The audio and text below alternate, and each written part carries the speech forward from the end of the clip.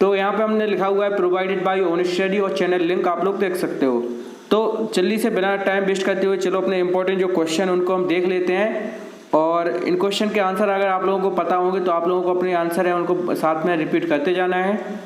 तो पहला हमारा क्वेश्चन है, पौधों में वाष्पोत्सर्जन किस भाग में होता है? आपने देखा होगा जो पेड़ पौधे होते हैं उनसे भी जो वाष्पोत्सर्जन की क्रिया है या जो वैक्यूम प्रेशर की क्रिया है, सॉरी इसको वेप प्रेशर बोलते हैं, है ना, वेप यानी होती है भाप, और तो जो प्रोसेस है वो पौधे के किस भाग में होती है? जैसे अपने शरीर में जब सूरज की रोशनी में अपन जाते हैं तो अपने शरीर से पसीना निकलने लगता है, वैसे पेड़ पौधे का जो पसीना होता है वो किस भाग से निकलता है? तो पहला ऑप्शन है यहाँ पे आपका जड़, दूसरा है तना, तीसरा है पत्ता और चौथा है फूल। यहाँ पे 4 आपके जो आंसर है वो ऑप्शन है वो दिए गए हैं। तो इसमें से जो राइट आंसर है वो है आपका पत्ता। पत्ते में से वाष्पोत्सर्जन की जो क्रिया है वो होती है किसमें? पौधों में। पौधों में से जो पसीना निकलता है वो उसके पत्तों में से निकलता है। तो इसी तरीके के जो क्वेश्चन होते हैं वो आपके सुपरनेट एग्जाम में आते हैं। तो इसी तरीके के जो ऑब्जेक्टिव क्वेश्चन है उनकी हम तैयारी इस क्लास में करेंगे, जिससे अगर क्वेश्चन आते भी हैं तो हम उनको आसानी से सॉल्व कर पाएँ। तो ये वाला क्वेश्चन आई थिंक सभी लोगों को पता चल गया होगा कि इसका आंसर क्या है और इसको कैसे करना है। इसके बाद देख लेते हैं नेक्स्ट क्वेश्चन। तो नेक्स्ट क्वेश्चन आप सभी लोग स्क्रीन पर देख सकते हो।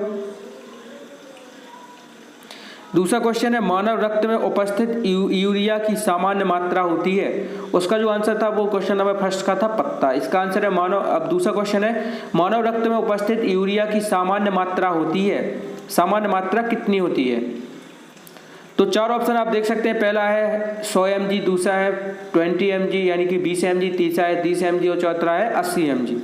तो इसमें से जो इसका राइट आंसर है वो है 20 mg। मानव रक्त में जो यूरिया की मात्रा होती है, ठीक है, एक यूरिया होता है जो अपन फसलों में भी डालते हैं, एक मानव रक्त में भी यूरिया होता है। आपको पता होगा हमारे शरीर में आयरन भी होते हैं, फाइबर्स भी होते हैं, विटामिन भी होते हैं, उसी तरीके से हमारे शरीर में खनिज पदार्थ भी होते हैं ना। तो यूरिया भी हमारे शरीर में होता है और उसकी कितनी मात्रा होती है? 20 मिलीग्राम होती है। mg का मतलब होता है मिलीग्राम। इसके बाद तीसरा है, क्लोरोफिल बैरक का रंग है। ये अभी बायोलॉजी की क्लास चल रही है तो जितने बच्चे भी बायोलॉजी वाले हैं सभी लोग इसको ज्वाइन कर लें, ठीक है। तो थर्ड क्वेश्चन है, क्लोरोफिल बैरक का रंग है। क्लोरोफिल का रंग कैसा होता है? पहला ऑप्शन है हरा, दूसरा है नीला, तीसरा है लाल और चौथा है सफेद। तो क्लोरोफिल बैरक का जो रंग होता है वो होता है हरा। क्लोरोफिल के कारण ही पेड़ पौधों का रंग अधिकतर कैसा होता है? हरा होता है ना। तो क्लोरोफिल बैरक का रंग कैसा होता है? हरा। ये भी हरा होता है। चौथा है, कवक में पोषण की कौन सी विधि है? जो कवक होते हैं, कवक प्रोटोजोआ के बारे में आपने कक्षा 10वीं में पढ़ा होगा, है ना। तो जो कवक में पोषण होता है वो कौन सी विधि से होता है? तो 4 ऑप्शन आपको यहाँ पे दिए गए हैं। पहला है स्वपोषी, दूसरा है मितजीवी, तीसरा है संभोजी और चौथा है नॉन या नन। तो स्वपोषी का मतलब होता है जो अपना पोषण स्वयं प्राप्त करते हैं, ठीक है। दूसरा होता है मितजीवी। मितजीवी का मतलब होता है कि वे पेड़ पौधे जो दूसरे कीटों को खाते हैं, छोटे छोटे जीव जंतु को खाते हैं, उनको क्या बोलते हैं? मितजीवी बोलते हैं। तीसरा होता है संभोजी, ठीक है, और चौथा है नन। तो इसमें से जो इसका आंसर है वो है मितजीवी। मतलब जो कवक होते हैं वो छोटे छोटे जीव जंतु को खाते हैं और अपना पोषण प्राप्त करते हैं। पांचवा है, स्टोमाटा पौधा के किस अंग में पाया जाता है? जो स्टोमेटा होता है वो पौधे के किस अंग में पाया जाता है? 4 ऑप्शन आपको स्क्रीन पर दिख रहे हैं। पहला आपका है तना, दूसरा है पत्तियों में, तीसरा है जड़ में और चौथा है डी यानी कि ऑल। तो स्टोमेटा होता है वो पौधे के किस भाग में होता है? पत्तियों में होता है। इसका आंसर आप नीचे देख सकते हैं, पत्तियों में। और जो क्लास का PDF है वो भी आप सभी लोगों को ग्रुप में मिल जाएगा, तो इसलिए बिल्कुल परेशान नहीं होना है, सब कुछ आपको ग्रुप में मिलेगा। और आप सभी लोगों की फिजिक्स और केमिस्ट्री की जो क्लास है वो अच्छे से नहीं हो पाई, उसको मैं यहाँ पे अभी थोड़ा रिपीट कर दूंगा, उनके इंपॉर्टेंट क्वेश्चन आप सभी लोगों को बता दूंगा, है ना।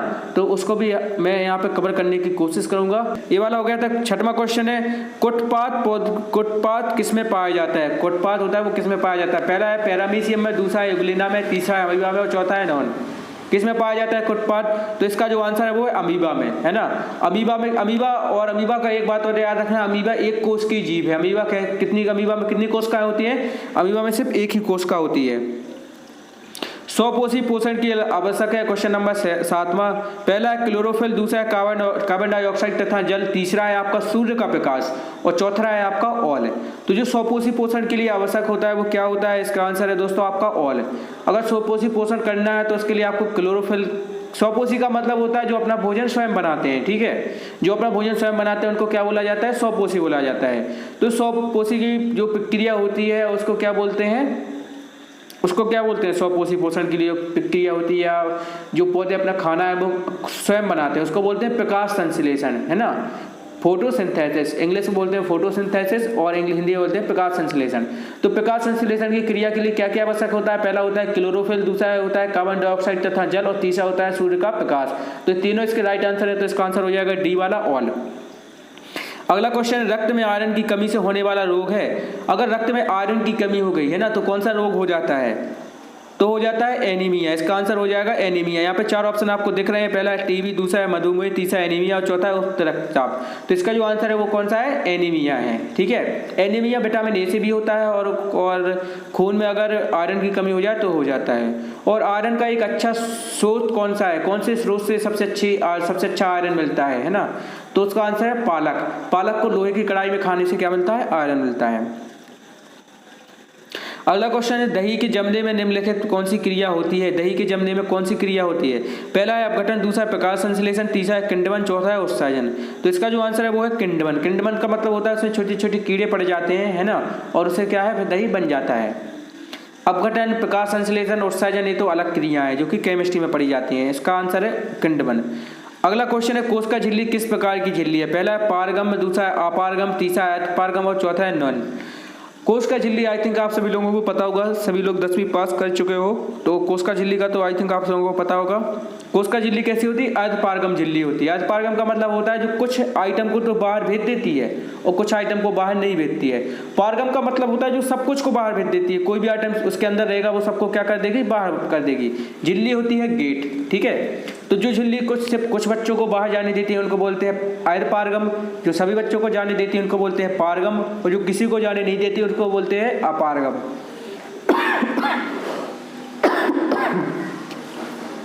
11वां आपका क्वेश्चन है, पादप में जाइलम उत्तरदायी है।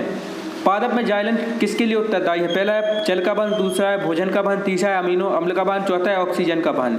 तो इसका आंसर है जल का वहन। जो जाइलम होते हैं पादप में वो जल को एक जगह से दूसरी जगह तक पहुंचाते हैं, है ना, उनको ट्रांसपोर्ट करते हैं एक जगह से दूसरी जगह तक। अगला क्वेश्चन है, इनमें कौन प्रकाश संश्लेषी अंग है, इनमें से कौन प्रकाश संश्लेषी अंग है। इसका पीडीएफ आपको ग्रुप में मिल जाएगा, बिल्कुल चिंता नहीं करनी। पहला है पत्ती, दूसरा स्टोमा, तीसरा है ग्राना और चौथा है हरित लवक। इनमें से क्या बताना था, इनमें से कौन प्रकाश संश्लेषी अंग है। तो पत्ती में ही प्रकाश संश्लेषण की जो क्रिया है वो होती है ना। तो इसमें से मैं अंग बताना था कि प्रकाश संश्लेषी का अंग कौन सा है, तो हरित लवक संश्लेषण का अंग है ना। इसका आंसर हो जाएगा प्रकाश संश्लेषण। 13 नंबर वाला क्वेश्चन है, शरीर में भोजन का पचना किस प्रकार की अभिक्रिया है। शरीर में भोजन का पाचन किस प्रकार की अभिक्रिया है, पहला है अवकरण, दूसरा है ऑक्सीकरण, तीसरा उदासीनीकरण और चौथा है विद्युत अपघटन। तो विद्युत अपघटन तो होगा नहीं क्योंकि वो सेलों में होता है ना। तो इसका आंसर हो जाएगा ऑक्सीकरण। शरीर में भोजन का पाचन किस प्रकार की क्रिया है, ऑक्सीकरण क्रिया है।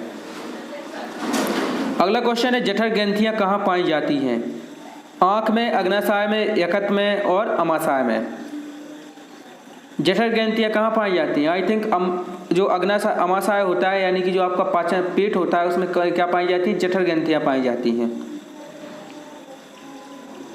अगला क्वेश्चन है, कौन सा एंजाइम एमल्सीकृत वसा का पाचन करता है। कौन सा एंजाइम एमल्सीकृत वसा का पाचन करता है, फैट को कौन पचाता है। पहला है पेप्सिन, दूसरा है ट्रिप्सिन, तीसरा है लाइपेज और चौथा है इनमें से कोई नहीं। तो जो इसका आंसर है वो है सी वाला लाइपेज। लाइपेज क्या करता है, वसा का, पेप्सिन वसा का पाचन करता है। अगला क्वेश्चन देख लेते हैं, पत्तियों में प्रकाश संश्लेषण द्वारा भोजन पादप के अन्य भागों में किसके द्वारा भेजा जाता है। मतलब पत्तियों ने प्रकाश संश्लेषण की क्रिया से खाना तो बना लिया, अब वो पौधे के अलग अलग भागों में कैसे भेजा जाएगा। जैसे कि मान लीजिए आपकी माताजी ने खाना तो बना लिया, लेकिन आप लोगों को खाना कौन परोसता है, कौन परोसता है आप लोगों को खाना। तो जो आपकी बहन होती है या फिर कभी कभी तो माताजी खुद परस देती हैं, लेकिन साइंस में ऐसा नहीं होता। साइंस में खाना बहन ही परसती है ना, बहन ही आपको खाना परोसती है। तो इसका जो आंसर है वो बी है। फ्लोएम होता है वो बहन का काम करता है, वो सभी भागों में क्या करता है, खाने को पहुंचाता है। 17वां क्वेश्चन है पौधों में वाष्पोत्सर्जन किस भाग में होता है। आई थिंक कि आप सभी लोग इस क्वेश्चन को पढ़ चुके हो अभी ऊपर। अब इसका आंसर आप सभी लोग मुझे बताओगे क्या होता है। मैं लाइव चैट में देख रहा हूँ, आप सभी लोगों को इसका आंसर बताना है 17वें क्वेश्चन का। पौधों में वाष्पोत्सर्जन किस भाग में होता है, किस भाग में होता है, पत्ती में होता है। अगला क्वेश्चन है निम्नलिखित में से कौन उभयलिंगी जंतु है। इसका आंसर है केंचुआ। केंचुआ कैसा है, उभयलिंगी जंतु है। जल्दी जल्दी क्वेश्चन करेंगे क्योंकि मैथ वाले बच्चों का टाइम हो गया। प्रकृति में ऑक्सीजन का संतुलन कैसे बना रहता है। संयोजन क्रिया द्वारा, प्रकाश संश्लेषण द्वारा, अपघटन द्वारा और इनमें से कोई नहीं। तो इसका आंसर है बी,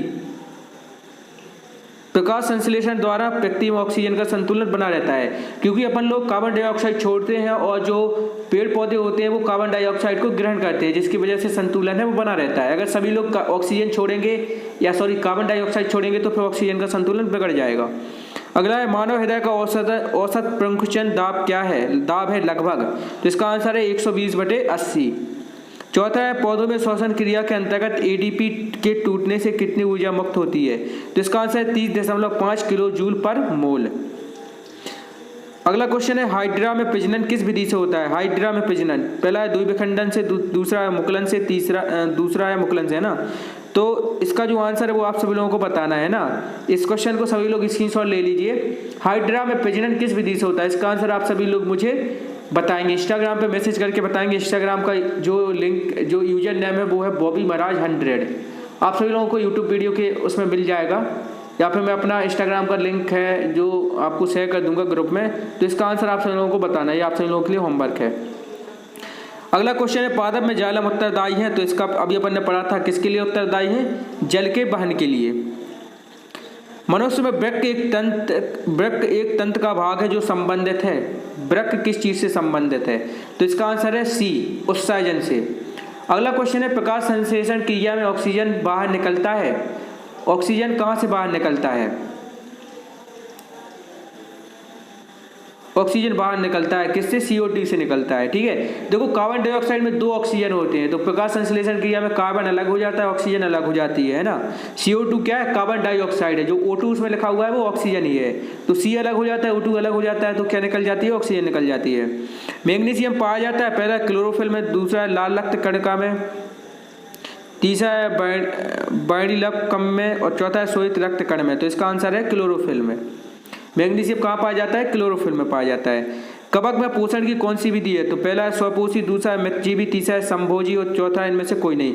तो कवक का भी हम पढ़ चुके हैं, इसमें क्या है, स्वपोषी है। अगला है क्लोरोफिल वर्णक का रंग है। तो इसका आंसर है हरा। टैनिन मुख्यतः कहाँ जमा होता है, टैनिन कहाँ जमा होता है। तो वृक्क की छाल में क्या जमा होता है, टैनिन जमा होता है। तो इस क्लास में हमने 29 इंपॉर्टेंट क्वेश्चन को पढ़ लिया है। काफ़ी सारे इंपॉर्टेंट क्वेश्चन है और अभी हमारा मैथ का टाइम हो गया है। तो जो बायोलॉजी बच्चे हैं वो कल इन 29 क्वेश्चन को याद करके आओगे। और जो बायोलॉजी का सिलेबस मैंने आपको ग्रुप में भेजा था उसको भी एक बार पढ़ लेना, ठीक है। और हो सके तो उसके अपने छोटे छोटे नोट्स बना लेना, जो भी तुम्हें इंपॉर्टेंट पॉइंट लगे उनको अपनी कॉपी में लिखते जाना, ठीक है। वो आपका सिलेबस है, उसी से पेपर आएगा, उसी में से क्वेश्चन आएंगे, ठीक है। और ये इंपॉर्टेंट क्वेश्चन है जो कि आपकी क्लास 10वीं की उससे छांटे गए हैं। तो इन सब को पढ़ लेना है। क्वेश्चन जो क्लास का PDF है वो मैं आपको ग्रुप में शेयर कर दूंगा, ठीक है। तो वहाँ से इसको डाउनलोड कर लेना है।